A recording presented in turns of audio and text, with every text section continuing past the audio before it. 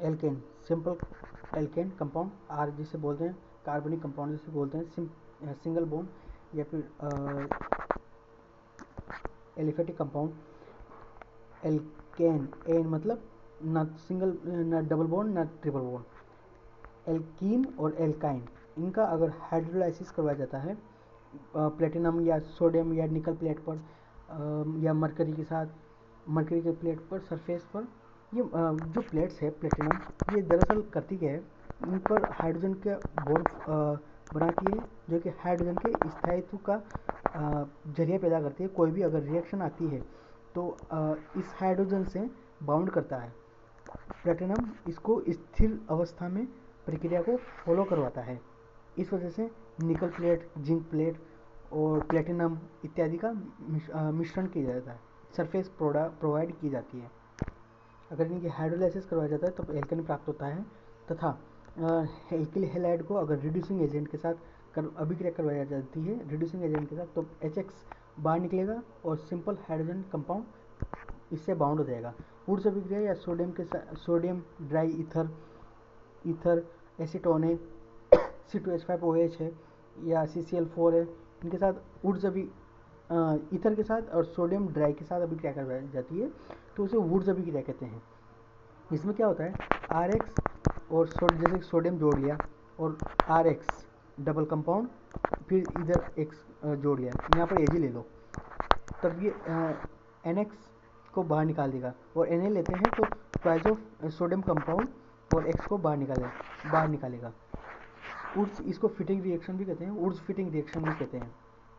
इसी तरह aliphatic compound के एरोमेटिक कंपाउंड के साथ अगर की जाती है तो यहाँ भी डबल रिंग बनाएगा। XX सोडियम आयन इसको लेके बाहर निकल जाएगा और डबल रिंग का फॉर्मेशन करेगा, फिनाइल ग्रुप। इसी तरह जिंक और RX और जिंक के साथ करवाई जाती है तो उसे फ्रेंगलाइट रिएक्शन कहा जाता है। लिथियम कॉपर आयोडाइड और एल्किल हैलाइड के साथ अभिक्रिया कोरेहाउस अभिक्रिया कहा जाता है। CH2I के साथ रेड फॉस्फोरस HI के साथ अभिक्रिया करवाई जाती है, तब ये एल्किल कंपाउंड बनेगा। CH2OH के साथ करवाई जाती है, CHO के साथ, COOH के साथ जब रिडक्शन करवाया जाता है रेड फॉस्फोरस के साथ, तब यह CO2 को गैस को बाहर निकाल देगा और सिंपल RH कंपाउंड का फॉर्मेशन करेगा, रेड फॉस्फोरस।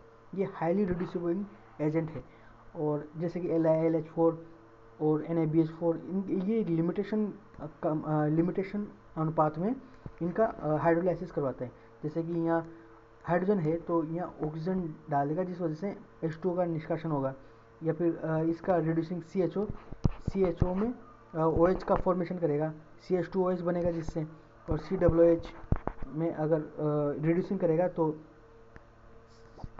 यहाँ पर एक और H इस हाइड्रोजन के साथ OH जुड़ेगा, इस हाइड्रोजन के साथ एक और OH जुड़ेगा जो कि -H2O बाहर निकालेगा, तब CHO में कन्वर्ट हो जाएगा और इसको फिर से रिड्यूसिंग करेगा। ये LiLH4 और NaBH4 ये इनका लिमिटेशन में होता है, परंतु रेड फॉस्फोरस अनलिमिटेड होता है, ये करता ही रहेगा जब तक कि वो एल्केन में कन्वर्ट ना हो जाए। और जिंक और मरकरी HgCl के साथ अभी CHO और कीटो ग्रुप की करवाने पर ये जो NH2 है वो पहले तो H2O को बाहर निकालेगा, नाइट्रोजन कंपाउंड। जब कार्बोकेटायन कार्बन आयन में N2 गैस को बाहर निकालेगा और रिड्यूसिंग करके सिंपल एल्कीन में कन्वर्ट कर देगा। यहाँ से NaOH और CO, इसे सोडा लाइम हीटिंग प्रोसेस भी कहते हैं। ये कैल्शियम इसकी सरफेस प्रोवाइड करवाएगा जिससे रिड्यूसिंग होगा, CO2 बाहर निकलेगा और यहाँ से H+ जो कि H2O बनाएगा। COOH को कोल्बे स्मिथ इलेक्ट्रोलाइसिस RCOO के, यहाँ से RCOO के, इस तरह से कंपाउंड बनाएगा जो कि CO2 को निष्कासन करेगा और एल्किल का फॉर्मेशन करेगा। ये इलेक्ट्रोलाइसिस प्रोसेस है। इसके बाद RMGX ग्रेनियर अभिकर्मक एक्टिवेटेड HGL के साथ अभिक्रिया करने सिंपल एल्केन का निर्माण करेगा।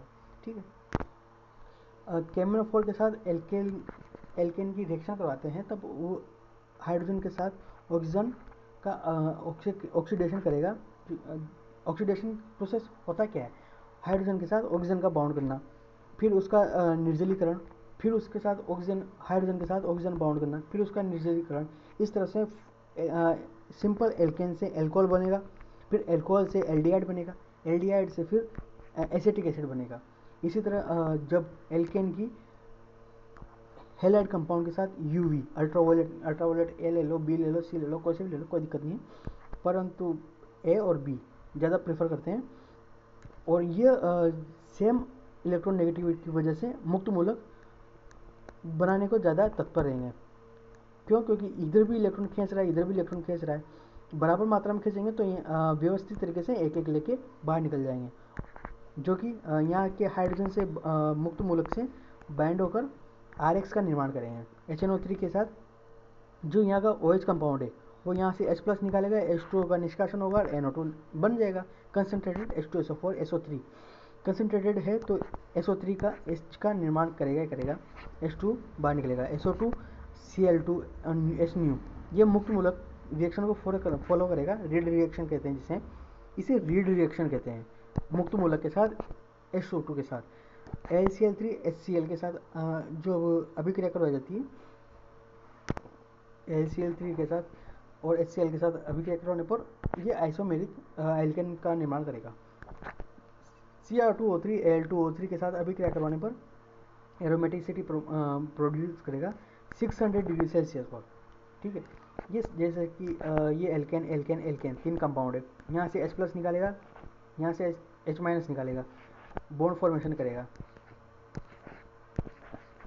इस तरह से 6 कार्बन की रिंग का फॉर्मेशन करेगा ये। अर्थात देखते हैं ये जो कार्बन रिंग है इसको ऑक्सीडाइज करेगा, यहाँ OH कंपाउंड आएगा जो कि निर्जलीकरण करके कीटो ग्रुप बनाएगा, कीटो ग्रुप बनाएगा, कीटो ग्रुप जो कि डबल बॉन्ड का फॉर्मेशन करेंगे। कीटो ग्रुप H2O से -H2O बाहर निकलेगा और डबल बॉन्ड का फॉर्मेशन होगा जो कि एरोमेटिसिटी प्रोड्यूस करेंगे, 6 कार्बन की एरोमेटिक रिंग बनेगी। और पायरोलाइसिस में एल्केन और एल्कीन का फॉर्मेशन करेगा। ठीक है, CH2N2 के साथ जो हीट करवाई जाती है, हीट के साथ करवाई जाती है, तब यहाँ से जो कि N2 CH2 का कार्बोकेटायन बनेगा जो कि एल्केन के साथ जुड़ेगा और N2 गैस का निष्कासन होगा। Thank you.